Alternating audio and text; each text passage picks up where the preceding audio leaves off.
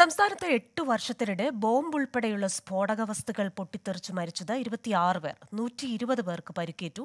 സർക്കാർ തന്നെ പുറത്തുവിട്ട ഔദ്യോഗിക രേഖയിലാണ് ഞെട്ടിക്കുന്ന കണക്കുകൾ. കേരളത്തിൽ ബോംബ് സ്ഫോടനങ്ങൾ തുടർക്കഥയാകുമ്പോൾ ഇരകളാകുന്നത് ഭൂരിഭാഗവും നിരപരാധികളാണ്. ഒരു വിഭാഗം രാഷ്ട്രീയ കുടിപ്പകകളാൽ രക്തസാക്ഷികളാകുന്നു. ബോംബ് രാഷ്ട്രീയം കേരളം ചർച്ച ചെയ്യുമ്പോൾ പുറത്തുവരുന്നത് ഞെട്ടിക്കുന്ന വിവരങ്ങളാണ്. 2016 മെയ് 25 മുതൽ 2024 ജൂൺ 30 വരെ കേരളത്തിൽ ബോംബ് ഉൾപ്പെടെയുള്ള സ്ഫോടക വസ്തുക്കൾ പൊട്ടിത്തെറിച്ച് മരിച്ചത് 26 പേരാണ്. സ്ഫോടനങ്ങളിൽ 120 പേർക്ക് ഗുരുതരമായും സാരമായും പരിക്കേറ്റു. പ്രസ്തുത സ്ഫോടനങ്ങളിൽ ഇതുവരെ രജിസ്റ്റർ ചെയ്തത് 54 കേസുകൾ. 54 കേസുകളിലായി പ്രതിപ്പട്ടികയിൽ 189 പേർ. ഇതിൽ 17 കേസുകളിൽ അന്വേഷണം നടന്നുവരുന്നു. 28 കേസുകളിൽ കുറ്റപത്രം സമർപ്പിച്ച വിചാരണാ ഘട്ടത്തിലാണ്.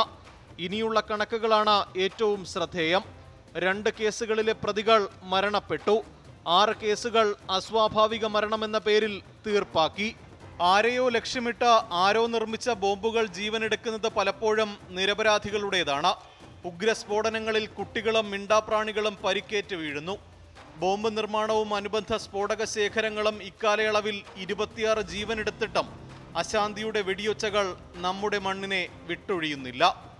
MG പ്രതീഷ്, 24, തിരുവനന്തപുരം.